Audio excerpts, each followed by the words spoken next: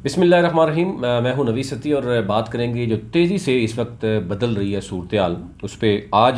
क्योंकि इमरान खान का जो शौकत खानम के हवाले से जो फ़ंड्स की निजी हाउसिंग स्कीम में प्रोजेक्ट में सरमाकारी के मामले पे ख्वाजा आसफ़ के ऊपर जो मामला थे, कोर्ट में था कि ये 3 मिलियन लगाए गए हैं और जब वापस निकाले गए तो उस वक्त डॉलर का रेट 120 था, पहले 60 था। उस पर बात करेंगे।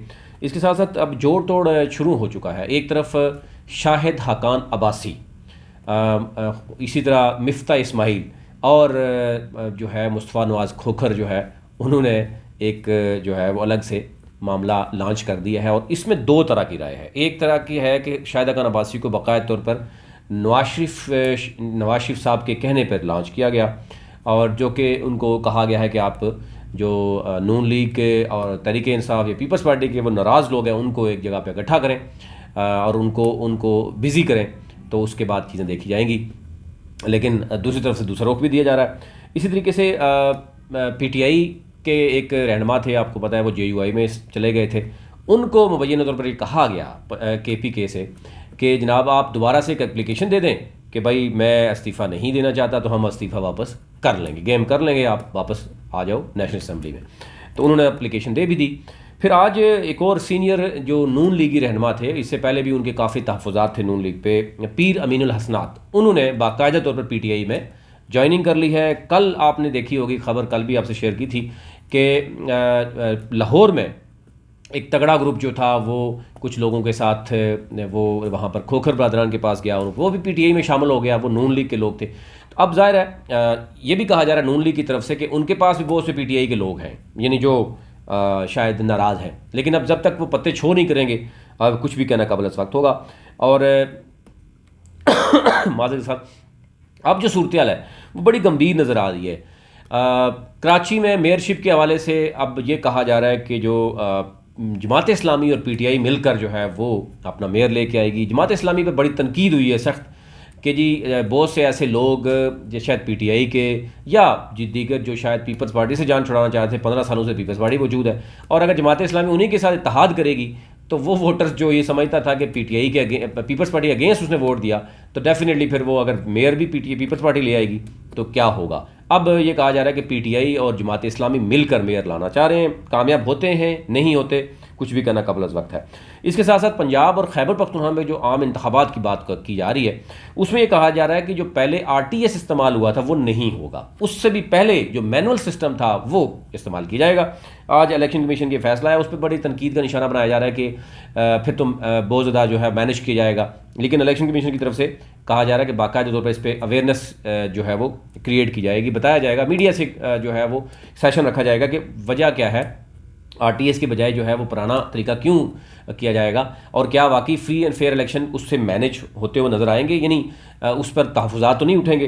तो ये ज़रा जब तक इलेक्शन कमीशन बताएगा उस वक्त ही आपको बता सकते हैं। आज एक बुरी खबर भी आई कि वज़ीर इत्तलात जो सिंध हैं शरजील मेमन, उनको अचानक दिल का दौरा पड़ा और उनको फिर हॉस्पिटल लाया गया।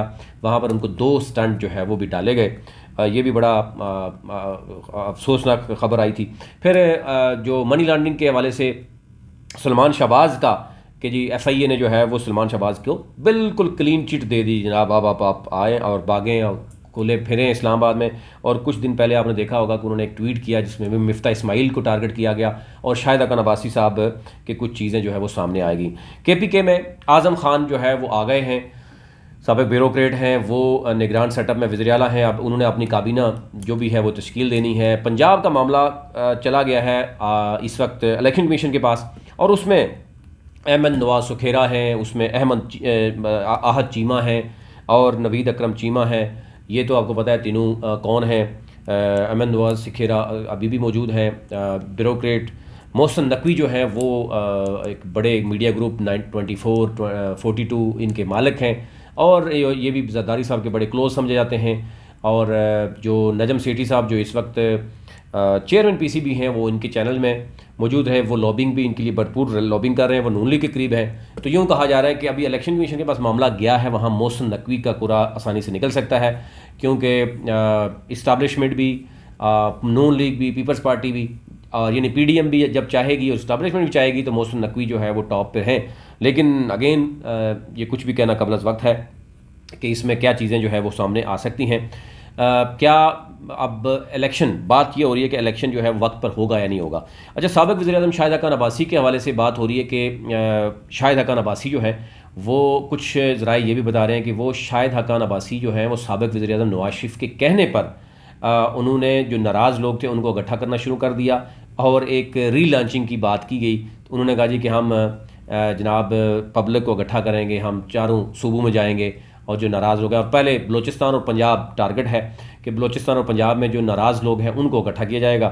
तो उसके बाद अब दूसरी तरफ से ये हो रहा है कि नहीं जी, शाहिद हक़ान अब्बासी जो है वो नून लीग से उनकी राय जुदा हो गई हैं और वो ये मामला हो रहा है। लेकिन ज़राए बता रहे हैं कि नहीं, ऐसा नहीं है। शाहिद हक़ान अब्बासी नून लीग के बहुत ही सीनियर रहनुमा है और नवाज शरीफ के बड़े करीबी दोस्त समझे जाते हैं और एक वफ़ादार दोस्त समझे जाते हैं, इसलिए वो कभी भी नवाज शरीफ के बग़ैर कोई ऐसे मामला नहीं करेंगे। नवाज शरीफ ने ही बेसिकली उनको लॉन्च किया है कि आप बाकी लोगों को भी एंगेज करें। अब ये भी अंदाज़ा जल्द हो जाएगा, क्योंकि दूसरी तरफ से आपको अंदाज़ा हो गया था कि जहांगीर तरीन, अलीम खान, चौधरी सरवर की बात हो रही थी कि वो भी एक पार्टी जो है वो लेके आ रहे हैं। तो शायद इस मामले को टैकल करने के लिए नवाज शरीफ की तरफ से कहा जा रहा है कि ये पता खेला गया है कि ताकि पंजाब के जो जनूबी इलाके हैं या इस तरह के बलूचिस्तान में जो मामला बहुत से नाराज़ हो गए पीपल्स पार्टी में चले गए, ताकि उनको भी इंगेज किया जाए और वक्त आने पर जो है वो शाहिद हक़ान अब्बासी को किसी भी वक्त किसी भी तरफ खिलाया जा सकता है। शाहिद हक़ान अब्बासी पे दो चीज़ें हैं, एक तो नवाज शरीफ को वो नहीं छोड़ सकते, दूसरा वो प्रो इस्टैब्लिशमेंट है।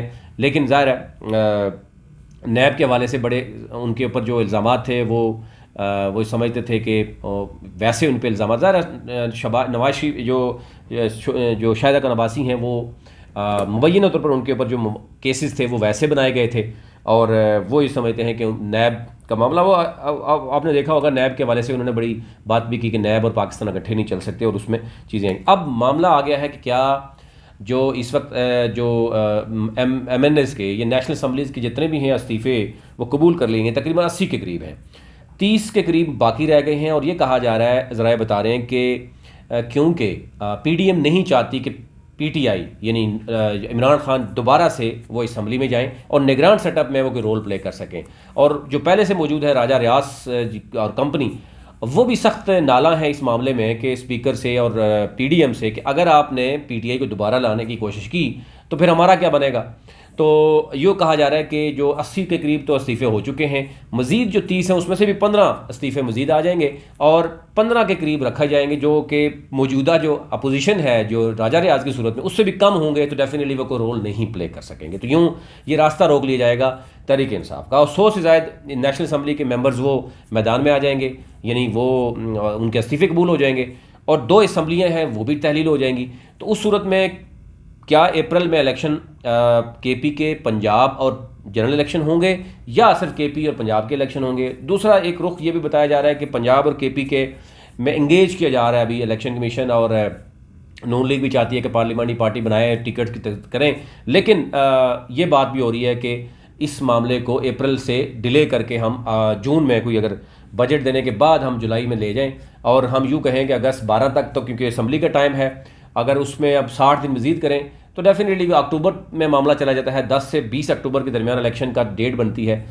तो हम ये कह सकते हैं कि जनाब हम 2 माह पे पीछे आते हैं, 2 माह आप आगे जाएं, तो यूँ पूरे पाकिस्तान में जनरल इलेक्शन होंगे।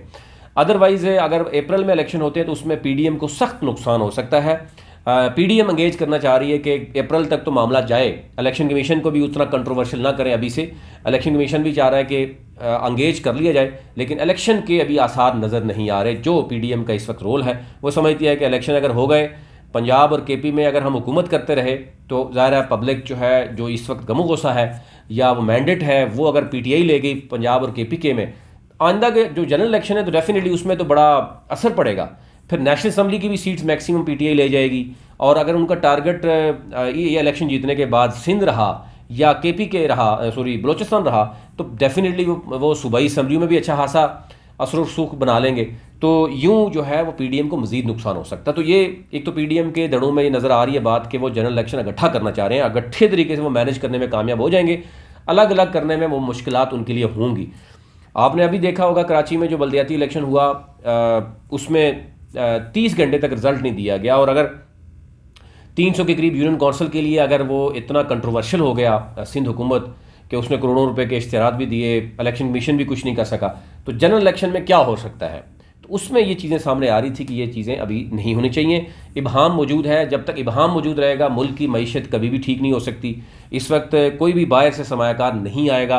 पाकिस्तान में जो बिज़नेस कम्युनिटी है, आप अंदाज़ा करें कि अभी तक बताया जा रहा है कि 0.7 मिलियन 7 लाख के करीब जो नौजवान हैं जो वो मुल्क से बाहर जा रहे हैं और मज़ीद मुसलसल जाते हुए नज़र आ रहे हैं। उसकी वजह यह है कि जब मुल्क में अनसर्टेनिटी है तो डेफिनेटली कोई भी यहाँ बंदा रहने के लिए, आज गरीब आटे के पीछे लड़ रहा है, मर रहा है, लेकिन अशरफिया जो है वो इन्जॉय कर रही है, ब्यूरोक्रेसी वो खामोश है। ये ओवरऑल सूरत है। कब तक ऐसा चलेगा? तो इस सूरत में जो है मज़ीद मुश्किलात होंगे। अब इदारों को चाहिए कि इलेक्शन वक्त पर कराए जाए, फ्री एंड फेयर इलेक्शन करवाए जाए, उसके बाद गवर्नमेंट को जो है वो टाइम दिया जाए ताकि वो अपने तरीके से मैनेज कर सके मामला को। अदरवाइज़ मज़ीद जो है वो नुकसान होता हुआ नजर आ रहा है। अभी तक इतना ही। अपना अपने मुल्क का ख्याल रखिए। अल्लाह ने के बाद।